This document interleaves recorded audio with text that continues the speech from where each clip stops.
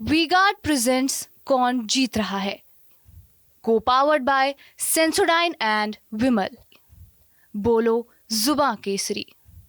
आज मतदान का अंतिम चरण है और देश के अंदर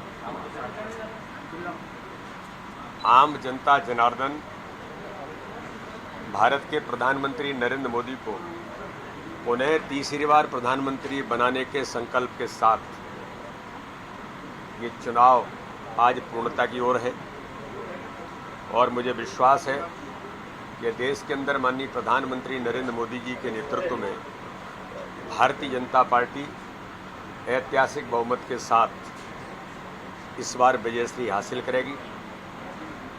कल भी मैंने मीडिया के मित्रों को कहा था कि मध्य प्रदेश भारतीय जनता पार्टी ने हमारे कार्यकर्ताओं की अथक मेहनत परिश्रम, प्रधानमंत्री मोदी जी का नेतृत्व, गरीब कल्याण की योजना और विकास, इस आधार पर मध्य प्रदेश की 29 सीटें तो जीतेंगे ही, लेकिन हमने जो 10% वोट शेयर बढ़ाने की बात कही थी, मुझे विश्वास है कि जब 4 तारीख को परिणाम आएंगे तब हम 58 से 68% वोट शेयर प्राप्त करने में हमें सफलता मिलेगी। आज मध्य प्रदेश के हमारे सभी लोकसभा और सभी विधानसभाओं के जो हमारे विस्तारक कार्यकर्ता थे, जो लगातार 4 महीने से अपना पूर्ण समय लगाकर चुनाव की रणनीतिक तैयारी में, सूक्ष्म प्रबंधन, चुनाव में किस प्रकार से करना होता है, तो ऐसे कार्यकर्ता जो पर्दे के पीछे रहकर काम करते हैं, वो मंचों पर नहीं होते, लेकिन कुशल रणनीति के साथ, संगठन तंत्र के मजबूती के साथ प्रत्येक बूथ को एक्टिवेट और मोटिवेट करने में जिनकी महत्वपूर्ण भूमिका रही, ऐसे आज कार्यकर्ताओं की हमारी दिन भर बैठक चलने वाली है। अभी उद्घाटन सत्र हुआ है और सभी कार्यकर्ताओं ने चुनाव में महत्वपूर्ण भूमिका जो निभाई है। अभी आज हमारी ये बैठक है, बाद में फिर चुनाव प्रबंधन, फिर हमारे लोकसभा के प्रभारी, लोकसभा के विस्तारक, विधानसभा के प्रभारी, विधानसभा के विस्तारक, इन कार्यकर्ताओं की भी समीक्षा बैठकें हम अपने संगठन काम की दृष्टि से, कि जो इतने समय तक उस क्षेत्र में रहे हैं, तो आगामी समय में संगठन काम के सुदृढ़ीकरण के लिए हमारी अपनी भूमिका और गंभीरता के साथ कैसे बने, इस पर सभी कार्यकर्ताओं ने विचार विमर्श किया है और आगामी समय में और हमारी समीक्षा की बैठकें होंगी। मैं सभी कार्यकर्ताओं को बधाई देता हूं कि उन्होंने अथक मेहनत और परिश्रम किया। उसका परिणाम 4 तारीख को सकारात्मक तौर पर देश के अंदर मध्य प्रदेश इतिहास बनाएगा, ये मुझे पूर्ण विश्वास है। ये एक तो मैं ये कहूँगा कि कांग्रेस जिसने 55 वर्षों तक देश पर राज किया है, और अगर मैं ये कहूँ कि आप जब 55 वर्षों तक राज कर रहे थे तो अलोकतंत्र कर रहे थे क्या? हालांकि आपने लोकतंत्र की हत्या की, आपने इमरजेंसी लगाई, आपने सब कुछ किया, लेकिन फिर भी मैं ऐसा मानता हूं कि कोई भी सरकार या कोई भी सिस्टम काम करता है तो वो संविधान, कानून के दायरे में करता है, और कानून से कोई हटके जाता है तो समाज उसका जवाब देता है। लेकिन लोकतंत्र के चौथे स्तंभ पर इतना अविश्वास कि हमारे प्रवक्ता मीडिया के डिस्कशन में नहीं जाएंगे, यानी इसका अर्थ है कि आपने ये आक्रमण लोकतंत्र के चौथे स्तंभ पर किया कांग्रेस ने।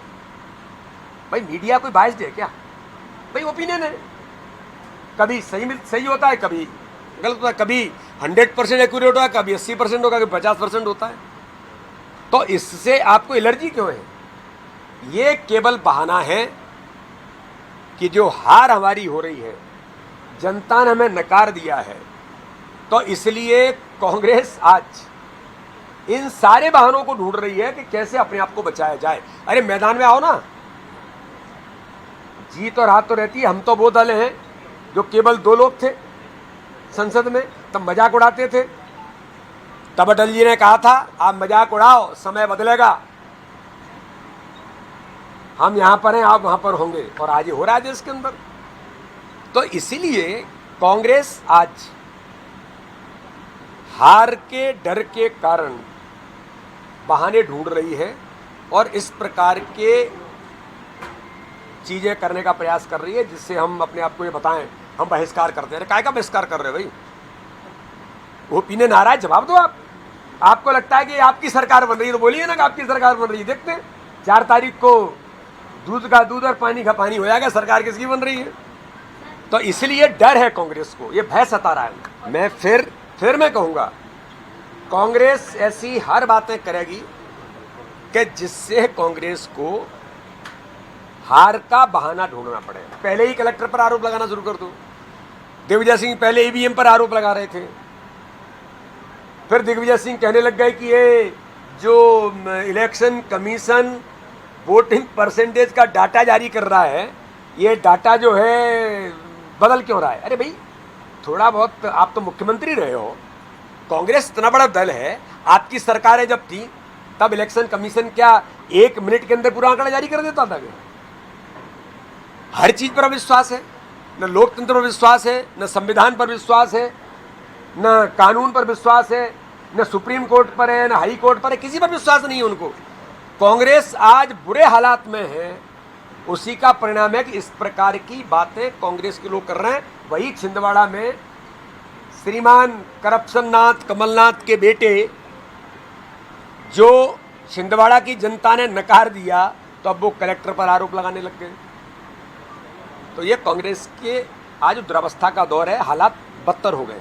वी-गार्ड प्रेजेंट्स कौन जीत रहा है, को पावर्ड बाय सेंसोडाइन एंड विमल। बोलो जुबां केसरी।